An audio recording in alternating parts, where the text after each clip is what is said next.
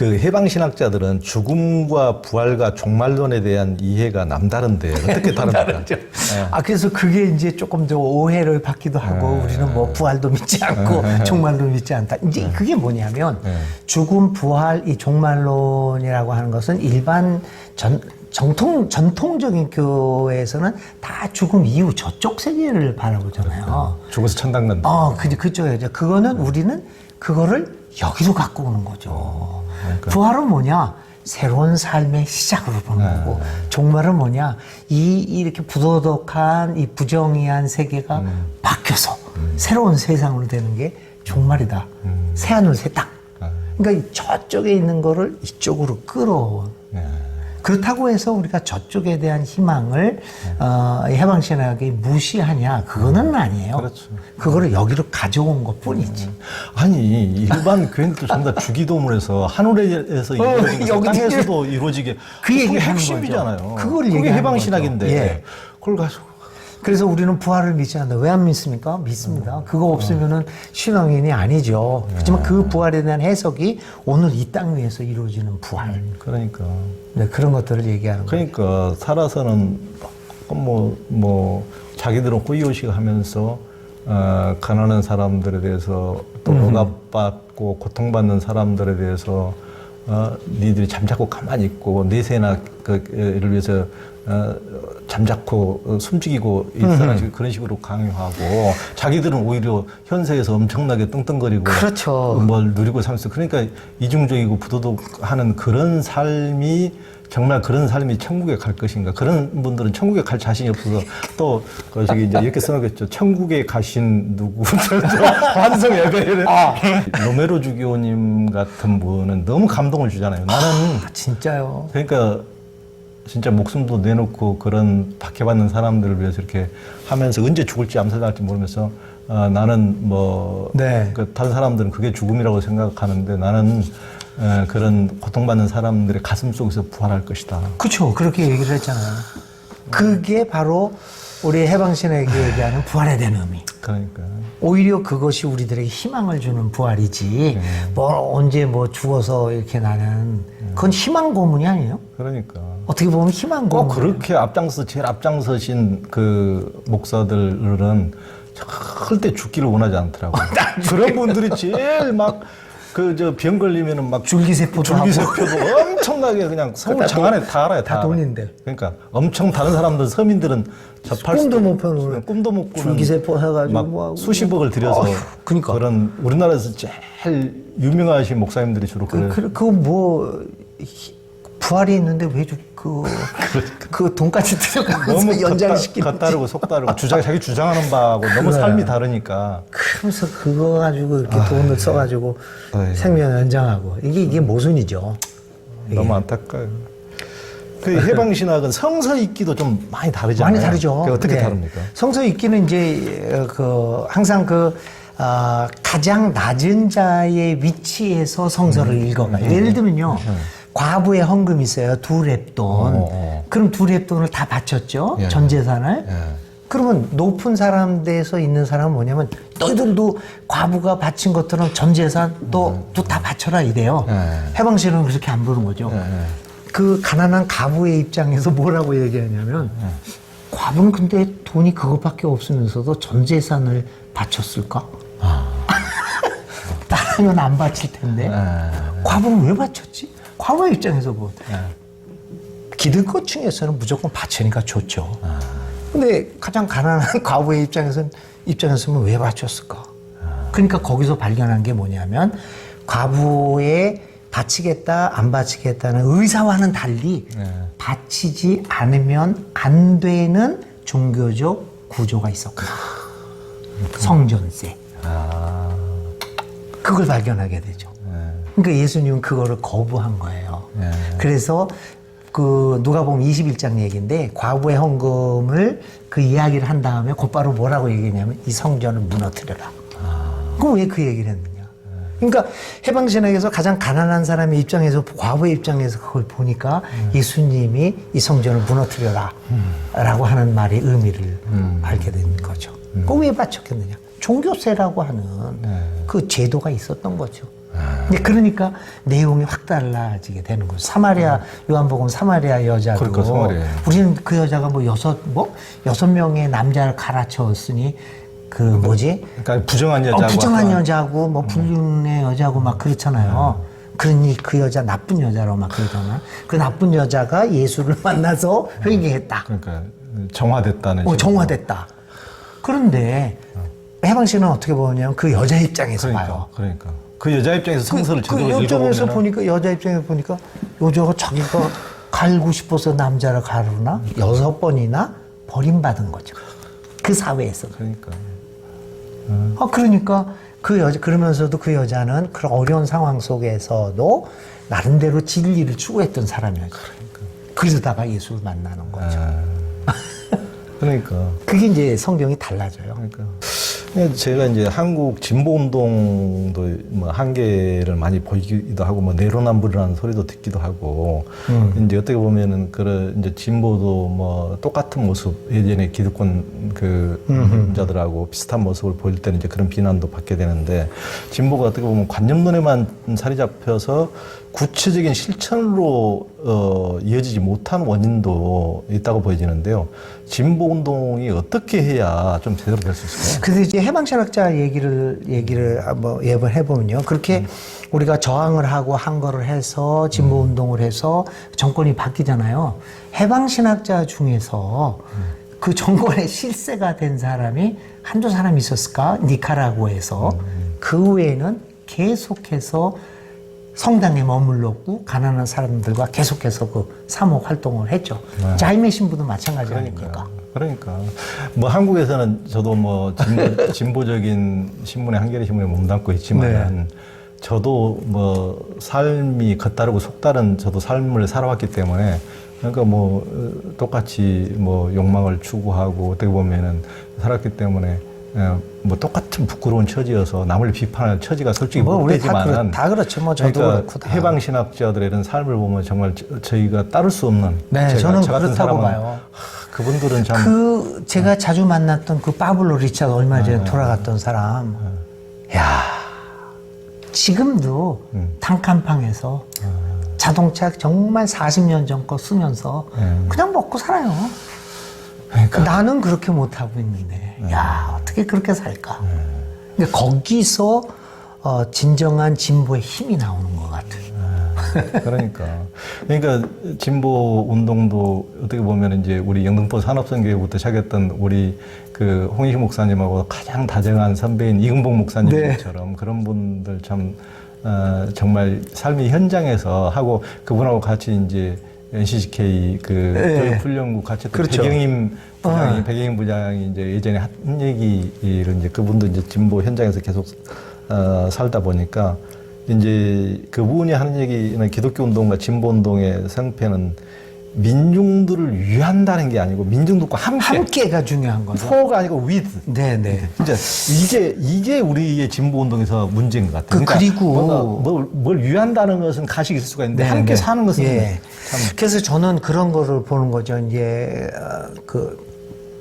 가난하게 살아야 된다는 걸 요구하지는 않지만 진보 운동을 하는 사람들은 너무 경제적 이익을 취하려고 할 생각 말고 그리고 정치적 위치를 차지할 생각 말고 늘 이 필드에 머물면서 민중과 함께 뭐 지나치게 가난하게 살 것까지를 요구하지는 않겠지만 그래도 그런 수준의 삶을 계속 유지해야지 운동에 힘이 남지 않겠느냐. 그러니까 지금 가만 보면 불교회 같은 경우에는요, 뭐 법정스님도 뭐 그랬고 다 그렇잖아요. 카톨릭에서도 좀 괜찮은 분들 보면 그분의 경제적, 정치적 위치의 삶이 그냥 그랬죠. 유명하지만.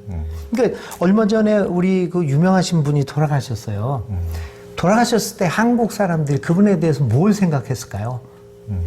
위대한 기업가가 돌아갔다고 위대한 그 큰 사람이 돌아갔다고 생각을 하지만 영성가가 세상 떠났다고는 생각을 안 합니다. 그렇죠. 이게 그러니까 문제죠. 우리. 사회적으로 성공한 사람이지. 성공 도덕적인 삶과 이런 영성가로서 양심적인 그걸로 기억하지는 않아요. 그런 사람으로 기억하기는. 그러니까 우리 진보 운동도 좀 그래야 된다. 그러니까요.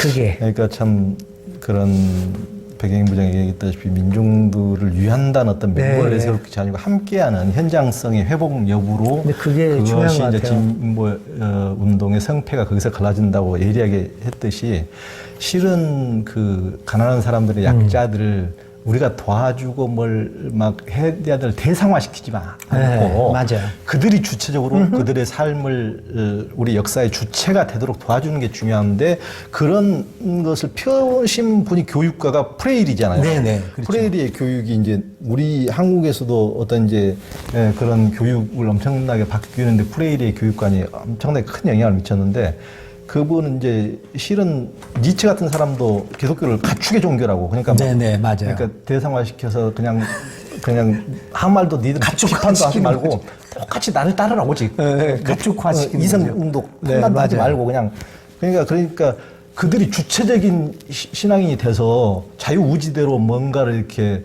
세상을 위해서 살도록 그렇게 도와주는 게 아니고 어떻게 보면 좀 문외화를 만드는 그냥 오직 지금도 보면 아무 생각 없이 예수천국 불신지옥만 외치는 그것만 많은 외치는 거죠. 예. 아무 맞아요. 어떻게 보면 문외화 같은 느낌 그러니까 아무 판단력이 없는 그런 사실 근데 종교는 각성인데. 그러니까요. 그래서 이제 그래서 니체는 이제 기독교를 가축의 종교라고 비판했는데 그런 이제 어떻게 보면은 지배층 기득권층에 유리하게 종교를 이용하도록 순치시키고 네네. 이게 막 그런 목양과 그런 교육 순치시키는 그런 것을 프레이리는 이제 어떻게 보면 니체도 비판하고 네네. 그걸 남미에서 해방신학의 프레이리의 교육이 큰 영향을 미쳤는데 그렇죠. 프레이리의 교육 방법의 특성은 뭡니까? 이게 뭐 여러 가지로 얘기할 수 있겠지만은 저는 프레이리의 교육 방식은 뭐냐면은 교육이라는 것은 지식의 전달이 아니라 우리의 안에 감추어 있거나 아니면 가두어져 있던 의식을 분출시키는 것. 끌어내는 것.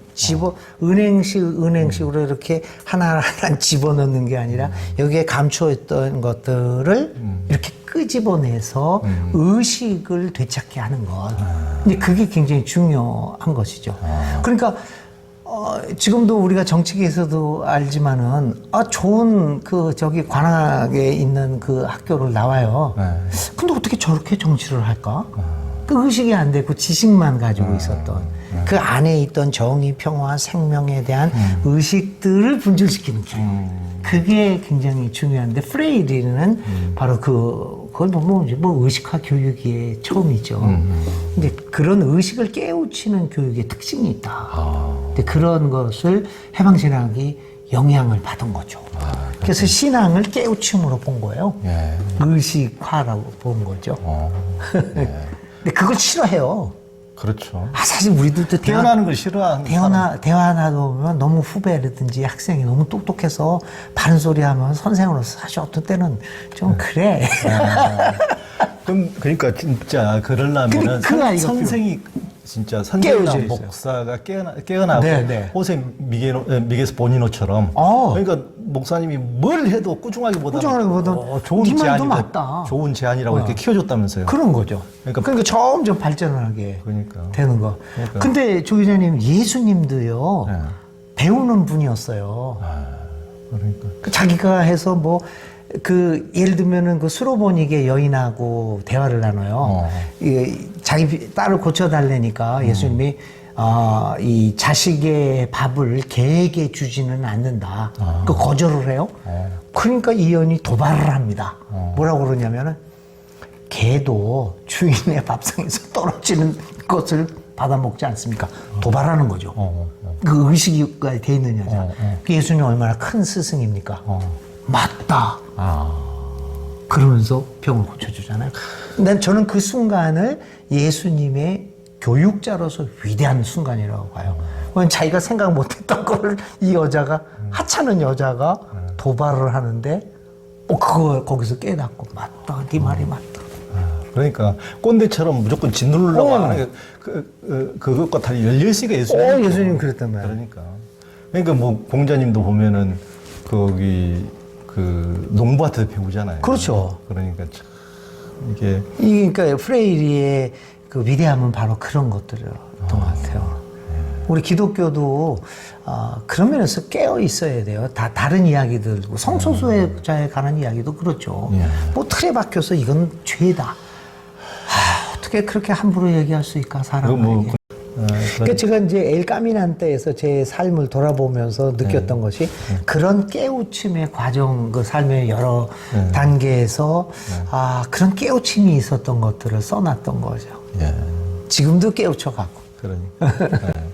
그 홍 목사님이 이제 스페인 신학자의 이제 호세 마리아 이제 마르도네스가 쓴 우리 안에 이제 가짜 하나님 죽이기. 우리 안에 이거 진짜 정말. 이게 한국인들한테는 제일 필요한 제목인 것 같아요. 이거 우리 책 안에 가짜. 근데 많이 안 팔렸어요. 진짜 왜 이런 책을 안 보냐고. 이런 책을 봐야 한국 교회가 좀 깨어날 텐데. 우리 안에 진짜 가짜 하나님이 얼마나 제가 보기에는 너무 진짜보다 가짜 하나님이 가짜가 너무 더 많아. 믿는 것 같아요. 나도 그래요. 그래서 그렇게 이제 그 책을 번역을 하셨는데 그 책에서 인간의 공포심을 종교적으로 악용하는 게 대표적이라 하는데 어떤 걸 말하는 겁니까? 그 예를 들면 지금 여기에서 우리 안에 가짜 하나님 주기 위해서 크게 두 가지가 매우 중요해요. 하나는 하나님을 공포의 대상으로 만드는 거죠. 벌 주는 하나님, 꾸중하는 하나님. 그러니까 두려워하는 하나님을 보는 거죠. 무서운 하나님. 근데 하나님은 무서운 하나님이 아니에요. 지금 사랑과 뭐 심판의 하나님이 균형을 이루었다 그러는데 사실 그건 가짜예요. 물론 심판의 그 측면도 있지만 심판의 측면은 정말 작아요. 사랑의 하나님. 사랑하기 때문에 믿어야 되는데 우리는 무서워서 믿어요. 그런 얘기 하잖아요. 독재자 박정희 시절에 우리가 범죄도 없었다. 진짜 없었나? 무서워서 그런 거지. 근데 그게 진짜 사람인가요? 그러니까 이 가짜 하나님, 공포의 하나님이 그러니까 목사들이나 교회에서 퍼져나가는 복음 중에서 하나님을 뭐 무서워해라. 이건 진짜 나는 가짜라고 봐요. 이거. 진짜 하나님은 가짜, 그 사랑의 하나님인데. 그러니까 그 사랑의 하나님이 설파되면 요즘 우리가 있는 여러 가지 혐오적인 모습들이 사실은 없어져요. 성소수자들 사랑스럽게 보는 거지 뭘. 그러니까 지금 뭐 대표적으로 이제 공포심을 조장하는 게 전부 다 예수천국 불신지요 이런 것도 진짜 적어도 하나님을 예수님을 그렇죠. 지금 독재자 폭력자화 시키는 거 아니에요? 그러게요. 그러니까 그런 정도로 속이 좁은 어떤 예수를 믿으면 천국 보내고 안 믿으면 그가 우리 조상들은 다 예수님이 누군지도 몰랐는데 그렇게 우리 아버지는 그렇게 선하신 분인데 예수 안 믿다고 그러면 다 지옥 갔다. 그런 그렇게 속 좁은. 근데 그런 속 좁은 신은 우리가 믿는 신이 아니죠. 옛날에 내가 영락교회 윤현부 전도사를 할 때 어떤 학부모가 와서 얘기를 했어요. 자기 아들이 지난주에 교회를 못 왔는데 그게 왜 그랬냐면은 헌금을 줬더니 그 헌금을 가지고 친구하고 뭐 떡볶이인가 뭐 그거 해 먹다가 그 교회를 못 왔대. 미안하대. 그런데 그 아이가 집으로 돌아오다가 이렇게 발을 헛디뎌서 밑으로 떨어져서 팔이 부러졌대요. 그러면서 그 부모가 나한테 이 얘기해요. 저는 하나님께 감사합니다. 이 아이가 다시는 주일을 빼먹는 일을 안 할 거라고. 그래서 내가 너무너무 놀랐어요. 마이 갓. 내가 농담으로 나는 목을 쓰다듬었지. 나는 이 아이보다 더 큰 죄를 저질렀으니 언제 내 목을 부러뜨릴지 모르잖아. 그런 하나님을 왜 믿어요? 아니 아이가 그 헌금 준 거 가지고 사실 뭐 애들하고 뭐 놀 수도 있겠죠. 일상적인 그냥 그렇죠. 아이들 성장 과정에서 있을 수 있는 그런데 일이지. 그것 때문에 팔을 부러뜨려? 아유, 세상에 그런 몰상 시간. 근데 그런 신을 믿고 있는 거죠. 그래서 여기 호세 마리아 마르도네스는 그런 신을 죽여야 된다. 그러니까. 그게. 그건 신이 아니죠. 네. 그건 그렇게. 그 이야기를 하는 거죠. 그리고 이제 그 보통 불행이나 병, 죽음 등의 고통을 당한 것도 이제 신의 뜻이라고 이제 하는 목사님들 막 뭐 쓰나미가 불어와가지고 막 엄청나게 어떤 지역을 쓸어버리면 막 신의 뜻이라고 사람도 많이 죽었는데 그래가지고 이제 뭐 사람들이 참 기가 막히게 하는 적도 있는데 이 책에서도 그런 문제를 많이 지적했죠. 예, 여기 하나님 죽이기 이 책에서도 그게 많이 있어서 그런 우리가 그런 그 의문이랄까 질문 같은 거에 대답을 많이 하는 책인데 여기서 얘기하는 건 뭐냐면 그런 일들은 일상적으로 일어나는 일들이다. 사람이 살다가 병에 걸릴 수 있고 가난하게 있고 사고도 당할 수 있다. 그렇지. 누구나 다. 그게 하나님이 원해서 하나님이 그거를 하는 것이 아니라 그것은 이 세상 인생의 질서라고가 흐름 속에서 자연스럽게 발생하는 일이다. 그걸 하나님이 했다 안 했다라고 질문할 것이 아니다. 그런 일이 발생했을 때 하나님은 무엇을 하실까? 그걸 질문해야 된다. 그게 하나님이다. 이 자연의 흐름 속에서 그런 일을 당했을 때 하나님 우리 곁에 계시고 함께 고통을 받으면서 함께 이겨나가도록 해주신다라는 이야기죠. 그러니까. 그게 참신이다. 아, 세상에 갑자기 나한테 병 주고 그러면은 무서워서 어떡해. 어휴, 난 그런 신 도저히 믿을 수 없어. 그러니까 어떤 사람이 뭐 뜬금없이 무슨 불치병에 걸리거나 자기 가족 중에 이제 그런 일을 당하거나 그러면은 그게 다 하나님의 뜻이라고 그러는데 제가 보기에는 그런 사람들은 그것 때문에 고통을 2배, 3배 더 받는. 그렇죠. 네, 왜 맞아요. 나가 그렇게 나름대로 열심히 그럼요. 헌신 그래도 이제 착하게 살려고 노력도 하고 이렇게 했는데 이렇게 하나님 나를 이런 식으로 벌을 줘? 그러면 우리 사회에서 진짜 나쁜 놈들 그 사람들은 아무 부자식으로 잘 먹고 잘 산대. 그러면 하나님 자체를 부조리하게 만들어 버리잖아요. 그럼요. 나쁜 하나님 어떻게 그렇게 나쁜 하나님이죠. 불공평할 수 있어? 나는 착하게 사는데 나는 갑자기 이렇게 살고, 쟤는 뭐 착취하고 막 그러면서 부자로 살았는데 병도 안 걸려? 그러니까 참.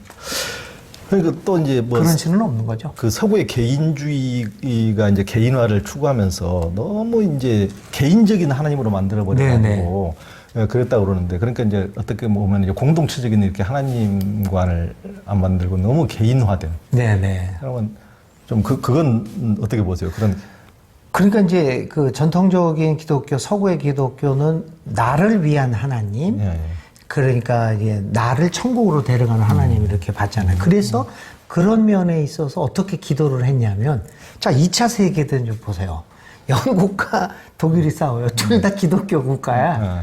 그러니까 개인적인 하나님을 믿으니까 독일 기독교인들은 하나님, 영국을, 우리 독일을 이기게 해 주십시오. 그렇죠. 영국은 영국을 이기게 해 하나님이 굉장히 곤란해졌을 것 같아, 그 시간에. 연대의 하나님을 믿으면 그렇죠. 영국 기독교인, 독일 기독교인들은 기도를 했을 거예요. 하나님, 우리가 이렇게 하나님의 백성들끼리 서로 싸웁니다. 우리 전쟁 그만두게 우리를 북돋아 주십시오라고 기도를 해줘. 그러니까. 기도 내용이 달라지는 거죠. 이게. 그러니까 너무 개인화 시켜버리니까 아까 이제 질병이나 이런 것만 이제 봐도 그런 건데 너무 개인화 시키면은 실은 그 인류의 환경 오염을 심각하게 시키고 어느 지역에서 막 쓰레기를 너무 투기해가지고 그쪽에는 막 질병, 그렇죠. 환자가 늘어나고 암 발생률이 늘어나는데 그건 우리의 잘못으로 인해서 그 사람이 고통을 받는 건데 우리 공동체 잘못으로. 근데 네가 잘못해서 하나님의 벌을 받는 것처럼 이렇게 얼마나 그 말이 안 되는 거예요. 그러니까 그게 개인의 하나님의 개념이 그렇게 만들어요. 그러니까.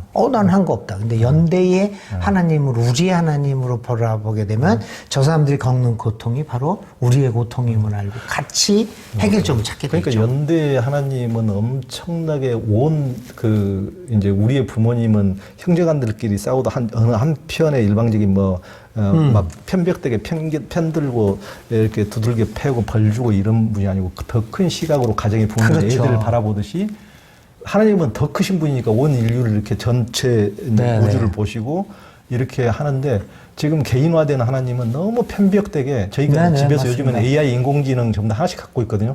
저희도 집에 가면 TV 옆에 지니가 있는데 찐이야, 저 불러가지고, 몇 번 틀어줘. 이런 식으로 맞아요. 이제 하면 이제 인공지능이 지가 알아서 해주는데, 하나님이 진이에요, 진이. 우리는 그렇죠. 하나님, 나 필요할 때 이것 좀 해주세요. 나 이거 어떻게 해주세요. 그러니까 하나님을 거의 로봇, 애완견 수준으로. 그렇게 만들어버리는 거예요. 개인화돼. 그런 의미에서 이 가짜 하나님을 죽이기 시작을 해야지 우리 기독교가 생명력을 그래야 진짜 하나님이 회복하게 이제, 돼요. 살아나는 가짜가 너무 판을 쳐요. 그러니까. 네. 그러면 이제 우리가 이제 신이 하나님에 대한 어떤 성경의 개념도 한두 가지가 아니어가지고 네, 네. 이제 모세가 부르는 하나님이 그 생각하는 하나님이라고 성 아우구스티누스가 하는 게 또 다르죠, 다르고 뭐. 또 마가와 요한의 주장이 다르고 달라요. 루터와 류먼 추기경과 교황 비오 10세와 교황 요한 23세의 주장이 서로 다르죠. 크게 다르다고 예, 예. 그러는데 그래서 어느 유머러스한 감독은 그것은 성경의 죄라고 부른다고 하는데 신개념이 어떻게 다릅니까? 예. 그 신개념들이 뭐냐면 신에 대한 개념이 자기가 처해 있는 역사적 상황 속에서 바라보는 것 아니겠습니까? 예, 그렇죠. 예. 그러니까 저는 그런 면에서 신의 개념은 굉장히 다양하다. 꼭 개인의 상황 속에서 얼마든지 다르니까. 그래서 절대적인 신에 대한 개념은 존재하지 않는다, 인간 생활에서. 우리는 장님이 코끼리 만지시기에 예. 신의 생각이다. 그래서 이것만이 옳다라고 얘기하는 거는 정말 지독한 잘못을 저지르는 것. 그래서 그런 의미에서 저는 그거를 좀 어려운 말로, 어려운 말은 아니지만 상대적 절대성이다. 내가 믿는 건 이거지만 예. 절대적이라고 믿고 있지만 절대적 절대가 아니라 그러니까. 상대적 절대다. 그렇죠. 코끼리 한쪽만 만지고 이게 코끼리라고 서로 얘기하면 맹인들끼리 똑같은 싸우는 거죠. 거다 똑같은 네. 거죠. 우리가 하나님을 다 하려고 하는 것만큼 그 자체로 가장 오만한 교만한 것이죠. 그래서 이 사람이 하나님에서 이렇게 얘기하면 나는 그런 면도 있구나라는 태도를 보여야겠죠. 그러니까요. 그런 것 같아요. 그러니까 카톨릭이 생각하는 하나님이 그렇게 다르고 개신교가 생각하는 하나님이 그렇죠. 그렇게 다르고 각 교단마다 또 각기 다른데 그러면 그럼요. 하나님이 뭐 100명이야 1000명이야 10,000명이야 그러니까 한 분뿐이야. 자기의 가짜 하나님을 다 죽여야 온전한 그래야지 하나님 한 원래. 분이, 드러나는 건데 그렇죠. 다 편견에 갇힌 그것으로만 서로 주장하니까 맞습니다. 예. 천개 만개 하나님이 생기는 거죠. 지금. 그렇죠. 그리고 서로 싸우고. 그러니까 그걸로 인해서. 같은 교회 안에서도 그런 식으로 네, 싸우고 네. 그게 겸허하게 나는 모른다. 네. 하나님께서 차라리 이분이 제가 보면 제일 나은 것 같아요. 그렇죠. 이분이 가장 훌륭하신 어떻게 보면 신관을 가진 분 아닌가. 네. 오히려. 그래서 이 호세 마리아 마르도네스 이 책은 이분이 이 책을 짓고 이틀 만인가 돌아가셨어요. 심장마비로 집에서. 그래서 이분은 이 책의 출간을 못 봤어요. 이게 유고작인데 이게 마지막 작품이었어요. 이 사람이 신학교 교수였기도 했지만 본당 신부였어요. 그래서 늘 교인들을 맞이하면서 교인들 안에 자로잡혀 있는 이 가짜 하나님들을 보게 된 거죠. 그래서 마지막으로 쓴 작품이. 그러시군요. 네. 이분이 신부님이. 네네, 신부님이에요. 예수의 신부. 예수의 신부. 스페인 사람. 그렇구나. 네네. 네. 그리고 이제 성경엔 신의 형상이 권력의 상징으로 상정돼 가지고 권력적이고 폭력적인 모습으로 이제 힘과 권력을 상징하는 모습으로 그려지기도 하는데 홍 목사님이 생각하는 신의 모습은 어떻습니까?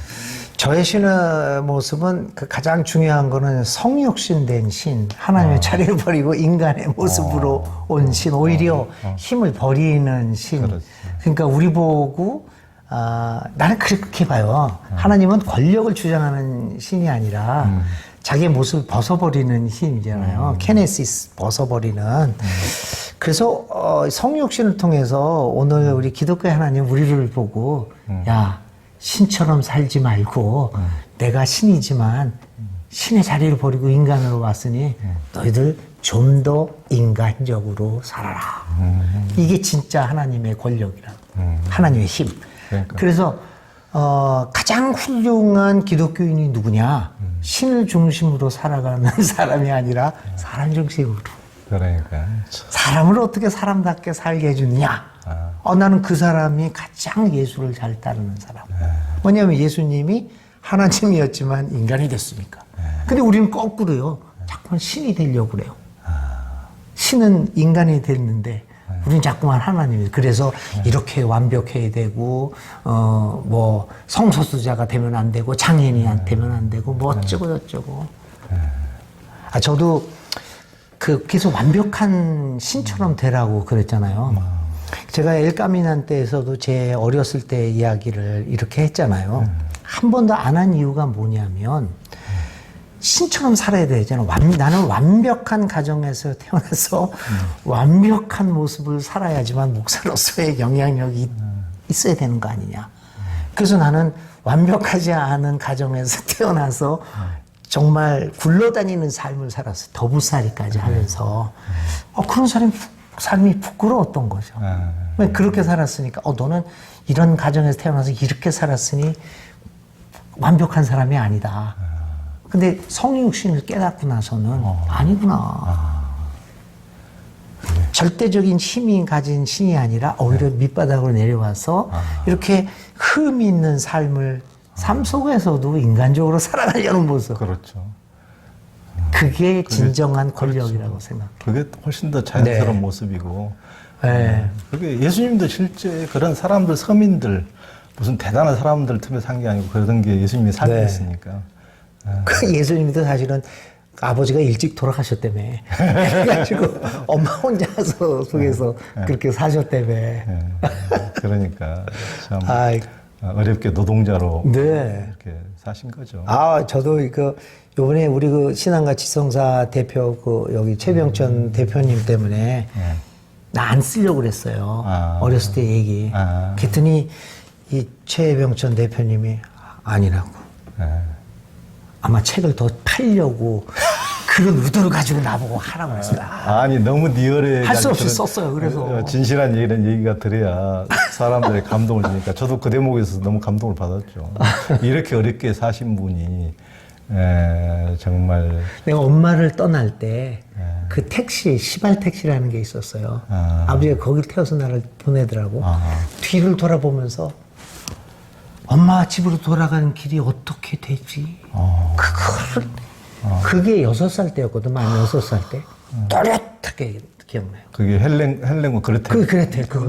그 동화책이 생각나면서 나는 아무것도 놓지를 못하는 죄악들을 거야. 못 왔는데 집으로는 어떻게 돌아가지? 그래서 앞을 보지 말고 뒤를 보면서 내가 뒷창문을 쳐다봤어요. 이야. 그때 영건동에 사니까 창경궁 앞으로 해서 낙원동으로 갔거든요. 지금 그 60년 전 얘기 아니요. 뚜렷이 기억나요. 그게 얼마나 가슴이 맺혔나. 그러니까. 그렇죠. 엄마가 떨어진 그 참 그랬었어요. 참. 근데 결국은 이제 그 힘을 가진 권력의 하나님이 아니라 그 말구에서 태어난 그 예수님, 그 예수님의 권력자로서 예수님이 아니라 비참하게 살았던 그 예수님이 결국은 나의 마음을 따뜻하게 해주지. 그러니까. 그분도 맞아. 그랬구나. 그러니까. 요번에요, 어떤 친한 친구가 나한테 왔어. 내 책을 읽었어요. 나한테 고백을 하나 했어요. 뭐야 했냐면, 자기 딸이 이혼을 했대. 4년 전에. 나 몰랐어. 얘기를 안 했어요, 나한테.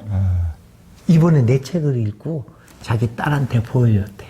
야, 내 친구 중에 홍인식 박사가 있는데 얼마나 명랑하고 오늘 얼마나 좋은 삶을 살고 있는데 야, 이런 삶을 살았네. 그건 너도 걱정하지 말고 네 자식 이게 용기를 줬대. 좋네. 근데 사실 목사로서 자기 딸이 이혼하고 그런 거 그게 전통적인 생활 속에서 좀 그렇잖아요. 근데 이걸 읽고 나서 용기를 얻었다고 나한테 보여줬대. 야, 그거 홍 박사 얼마나 명랑하고 저렇게 활기차게 사는데 몰랐다. 이렇게 많은 이혼 가정 자녀에게 위로가 되네요. 그때는 훨씬 더 이혼이 더 없었으니까. 없었죠. 그러니까 그런 때 그래도 이 아들이 이렇게 명랑하고 행복하게 살 수 있다 하면서 있잖아. 맞아. 그렇게 되더라고. 나는 더욱더 그 이혼 정도가 아니라 양부모에서 안 살았잖아요. 그러니까. 나는 진짜 더부살이를 했어요. 그러니까. 그래서 이왕 내가 조영 기자님 유튜브에서 하니까 여러 사람이 볼 수도 있으니까 이 말만은 꼭 하고 싶어. 저를 길러줬던 그 고모라는 분 소식을 몰라요. 임노순. 너무 고마우신 분이 그거. 그래서 좀 찾고 싶은데. 찾으면 좋겠다. 찾을 수가 없어요. 그 형님은 임영철이에요. 46년생이었으니까 지금 75살 됐겠네. 그리고 나보다 나이가 좀 몇 살 위였던 53년생으로 기억하는데 그 형님이 임성철이에요. 근데 이 소식이. 찾으면 좋겠다. 찾아. 그래서 내가 조 기자님하고 이거 한다고 해서 이 말은 꼭 해야겠다. 찾을 겁니다. 영등포군 물레동에서 살았었어요. 댓글로 남겨주고 연락 주세요. 홍 목사님 그때 이제 스승인 미게스 보니노의 아들인 아르헨티나 개신교 지도자의 그때 그분 이름이 뭐였죠? 네스토르 미게스. 네스토르 미게스. 네. 이제 그분 우리가 만났을 때 이제 그분이 이제 그 남미의 이제 종교 현황에 대해서 그쵸. 좀 말씀을 많이 해주셨는데 그 이제 그 남미가 스페인 정복 시대 이전에 토착 인디오들의 영성과 카톨릭 영성이 이렇게 혼재돼 있다. 남미라는 나라 곳은. 그래서 이제 아르헨티나의 카톨릭은 이제 40년 전엔 카톨릭의 전인구가 98%였는데 예, 그렇죠. 그때 당시 우리가 이제 2014년에 그분 뵀을 때 카톨릭이 75%로 줄었고 그중 대부분이 냉담자고 15%만이 성당에 맞습니다. 그렇게 예. 그래서 이제 완전히 그 종교가 굉장히 격변하고 있던데 개신교가 이제 새롭게 부흥하고 완전히 남미는 이제 다 카톨릭이었는데 그래서 이제 개신교 신자가 계속 급증해서 브라질이 25%나 되고 또 아르헨티나에 10%에 이르렀고 그렇죠. 과테말라는 40% 넘었죠. 그리고 개신교 목사가 대통령이 되기도 했고. 그러니까 엄청나게. 그러니까 전 세계 카톨릭 인구의 절반이 남미라는데 그렇죠. 남미에서 이제 카톨릭이 퇴조하니까 그걸 보면은 카톨릭의 어떤 그 전략이라는 것은 대단히 그 사람들은 세계의 어떤 헤게모니를 놓지 않는 그러니까 일반은 뭐 저기 신자 수녀님들은 뭐 하고 상관없이 이제 어떻게 보면 로마 교황청은 세계를 지배한 로마의 어떤 로마는 망했지만은 정신적으로는 종교적으로는 로마 교황청을 통해서 계속 어떤 세계 전략을 이어주고 있으니까 그러니까 카톨릭이 위기에 내몰리니까 남미 출신을 최초로 교황으로 내세워서 그것을 반전을 꾀하는 것은 굉장히 전략적이라고. 저도 그렇게 봐요. 엄청난 전략.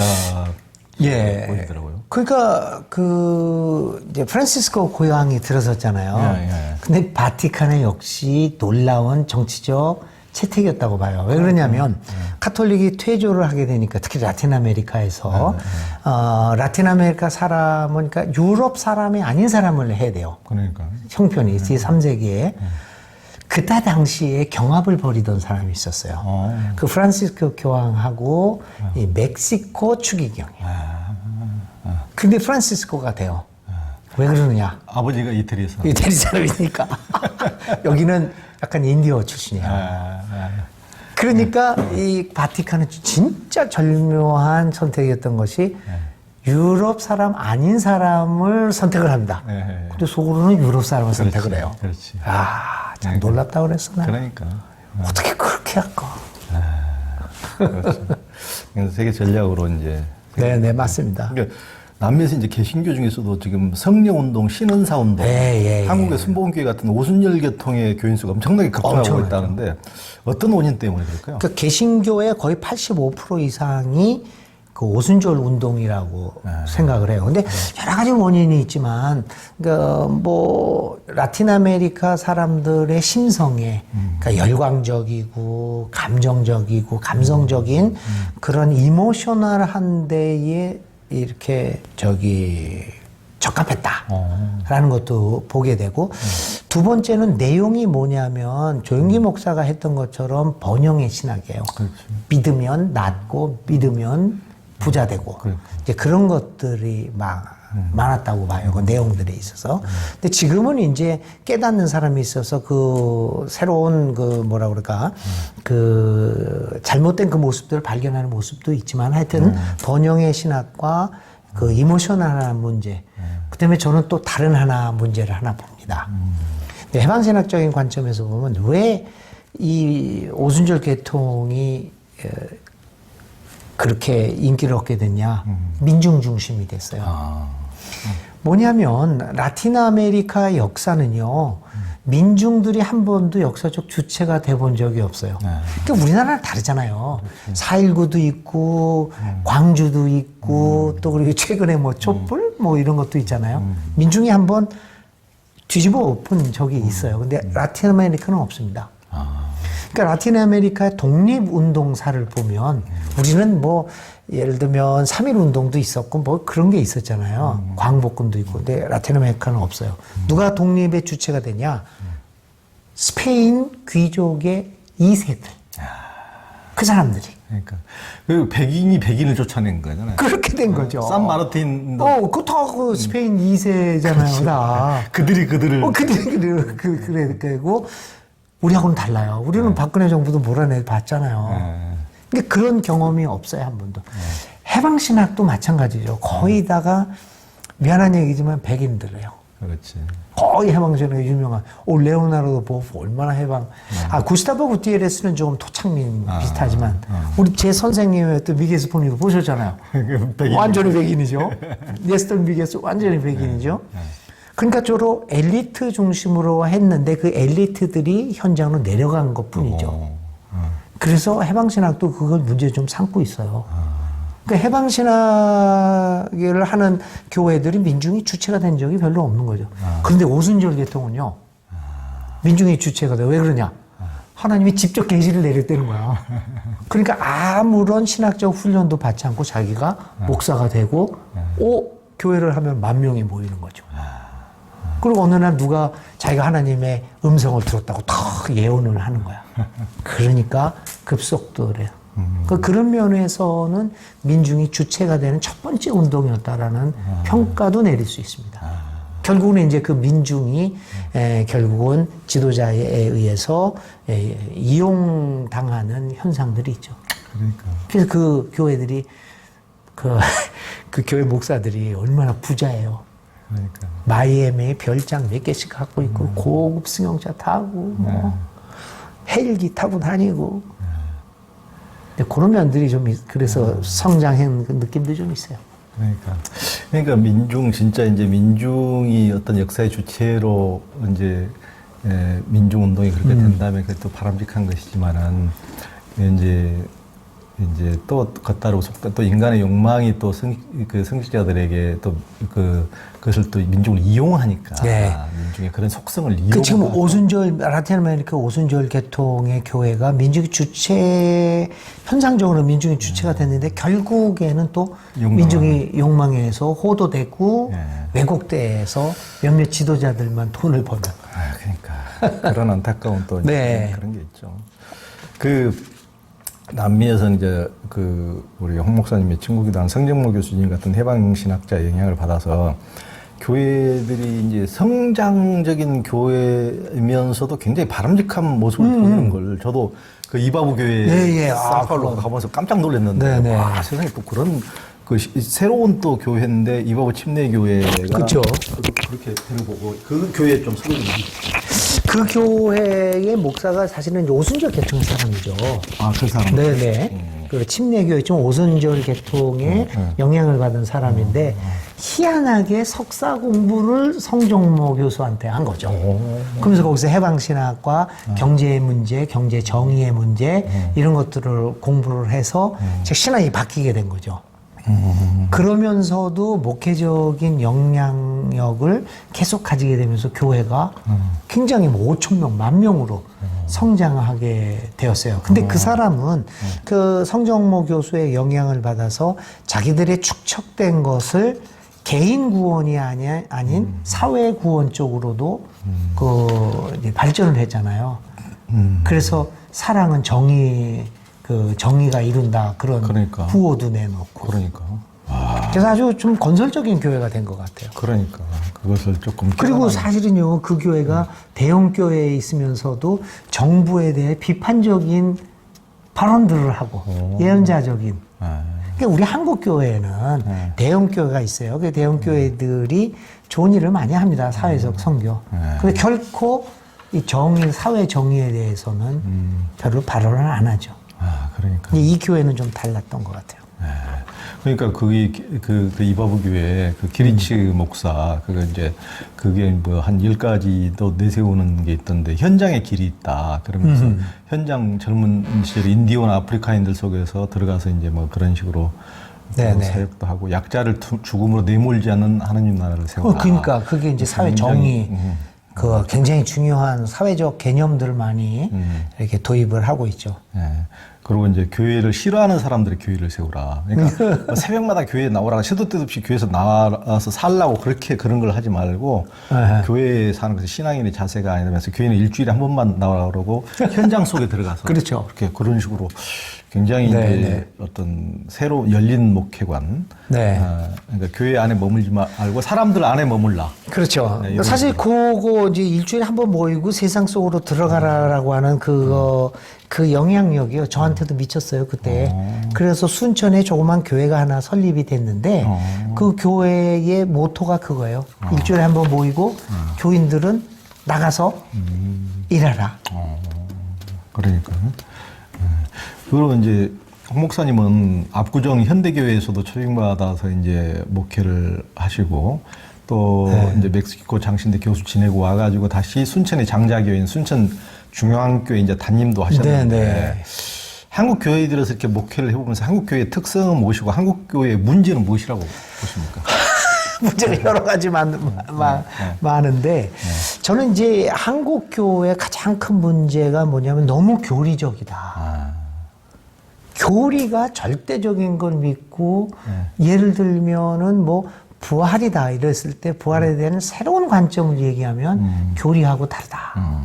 이게 교리를 너무 절대적으로 해서 좁은 해석의 틀을 갖고 있는 것 그런 것들이 굉장히 문제예요. 예를 들면 제가 도덕경 설교를 했거든. 그거 문제 많았어요. 근데 저는 왜 도덕경을 했냐면 도덕경에서 좋은 인사이트를 많이 받았어요. 그렇죠. 그러니까 저는 이런 표현을 해요. 성경은 교과서고 도덕경은 참고서다. 아니 교과서만 공부하지 않고 참고서도 공부해서 이해를 해야 된다. 아니 그게 이해가 안 되는 거죠. 왜냐하면 교리라고 하는 이 좁은 해석의 틀 가운데 있으니까 어떻게 왜 도덕경 가지고 얘기를 하느냐. 성경 이야기가 많은데. 이제 그런 면에서 가장 그 큰 문제가 돼 있어서 그 해석의 틀을 어떻게 넓히느냐 이게 가장 큰 문제예요. 두 번째 문제는 정치적인 문제예요. 특히 장로교 같은 경우에는 당회예요. 장로들. 장로가 권력의 자리거든요. 권력의 자리만 들어가면 썩어 나가요. 그래서 어떤 제가 경험한 건 뭐냐면 한 목사가요 교인들한테 신뢰를 못 받아요. 그런데 당회가 지지를 해요. 그 목사는 그 교회에서 목회가 가능해요. 근데 교인들이 다 존경해요. 당회에 그것도 몇 사람한테 신뢰를 못 받으면 그 목사는 그 교회에서 목회가 불가능해요. 이게 정치 정책의 모순이죠. 그러니까 악화가 영화를 구축하는. 그래서 이것을 민주적으로 정말 청년 대표, 여성 대표 이런 거를 하고 장로가 교인의 대표라고 그러는데 30년 전에 뽑힌 사람이 아직도 대표해? 대표할 사람들은 변했는데. 그러니까 그것들이 순환 구조로 가지 않으면 진정한 대표가 되지 않으면 한국 교회는 변화가 안 돼요. 너무 한국 교회의 어떤 흐르지 못하고 고여있는 물의 가장 큰 원인 중에 하나네요. 하여튼 그 당회 세상은 다 민주화되는데 안 되는데요. 그렇죠. 그 당회만 민주화가 안 되네요. 안 돼요. 딱 한 번 되면 그 영원한 그렇죠. 주교하고 똑같네요. 한 번 되면 영원한. 그래서 제가 농담으로 우리 그 청년 제자들이나 후배들 목사한테 그렇게 얘기해라. 여러분들이 목회할 때 장로를 뽑을 때 되도록이면 65세 이상 된 사람들이 장로가 되는 게 바람직하다. 나보고 그래요. 목사님, 젊은 사람들이 돼야지 교회가 젊어지지 않습니까? 나도 그런 줄 알았는데 끝판에 가서 아니라는 거 깨달았다. 40살의 장로가 젊은 나이에 장로가 되면 40살의 권력의 자리에 들어서는 거다. 그러면 은퇴할 때까지 30년 동안 권력을 행사할 거다. 얼마나 힘들겠냐? 그러니까 65세 이상이 되면 2, 3년 정도 되면 권력의 맛에 심취할 거다.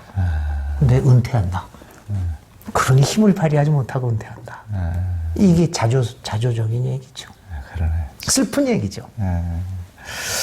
그 목사님 이제 한국 기독교 교회협회 인권센터 이사장을 지금 맡고 계시면서 차별금지법 폐지를 위해서 노력하시는데 한국 교회가 차별금지법 반대 목을 매다는 이유가 뭡니까? 나도 모르겠어요. 아니 왜 매달아야 되니? 예수님은 원래 예수님이 차별 없이 사랑을 했는데. 그게 예수님의 본정신인데 정반대로 아니 그리고 사마리아 여인하고 그 더러운 여인이라고 된 거 아니에요? 네. 그 여자도 이렇게 가까이 그 여자가 주는 물도 마시고. 그러니까 나는 왜 반대를 하는지를 네. 진짜 이유를 모르겠어요. 성경적인 이유를 모르겠어요. 신학적인 이유도 모르겠어요. 막 정치적으로는 이유는 있을지는 모르겠어요. 반대하면 안 돼요. 그러니까 반대하면 할수록 예수님의 정신으로부터 벌어지는 때. 참. 반대를 위한 반대고 정말 그걸로 네. 지금 교회가 똘똘 뭉쳐가지고 그런데 얼마나 한국 교회가 예수님의 본정신과 그렇죠. 멀어지는 것을 보여주는 어떤 상징적인 것이 아닌가. 지금 이 차별금지법이 정말 예수의 정신이 뭐냐를 가늠하는 현실적인 기준 같아요. 정말 안타깝습니다. 우리 교단에서도 이번 총회에서요. 정말 창피한 일이 벌어졌어. 동성애는 죄인 것을 나는 확실히 믿습니다. 이 얘기를 하니까 박수가 나오고. 정말 한마디로 너무 창피해가지고 그냥 이게 왜 그런가? 왜 그렇게까지 해야 되는가? 이런 너무 창피스러운 얘기들이 많죠. 그 어떻게 되는지 뭐 특히 이제 성소수자 차별금지법보다는 성소수자에 대한 그거를 많이 얘기해요. 동성애. 그렇죠. 오직 그걸로 반대 근데 명분을 삼는 나한테도 질문을 많이 해요. 목사님 동성애를 지지합니까? 반대합니까? 그럼 나는 아니 지지하고 반대할 거가 뭡니까? 당신이 남자이건 여자이건 남자인 걸 지지합니까? 그거 내가 어떻게 얘기하냐. 나는 내가 얘기할 수 있는 거는 나는 이성애자다. 그것밖에 난 얘기할 수가 없다. 저 사람은 동성을 좋아하는 사람이다. 그거 뭐. 근데 그거를 옹호나 지지를 하는 거야. 이건 예수님의 정신에. 예수님은 그대로 있는 그대로 우리를 받아들이잖아요. 그래서 예수님을 믿고 오늘 저 같은 경우는 어렸을 때 정말 이렇게 더부살이 하면서 그런 생활을 했잖아요. 밑바닥에 있었어요. 사회는 나를 뭐 이런 가정에서 뭐 부모도 없이 자라난 어떻게 보면 뭐 어렸을 때 고아처럼 살았죠. 그렇게 사람이라고 이렇게 차별했겠지만 제가 어렸을 때부터 느꼈던 거는 하나님은 나를 그런 거 상관없이 품어주셨지. 사실 차별금지법이요. 동성 간에 결혼을 하겠다 말겠다 그거 얘기하는 게 아니에요. 그러니까. 그거는 민법에서 다룰 거고 이거는 동성애자라고 해서 공공의 서비스나 이런 교육에 있어서 차별을 해서는 안 된다는 얘기를 하는 건데. 너무 막 그게 막 오해를 하도록 그런 식으로 마타도를 또 교회에서 많이 하더라고요.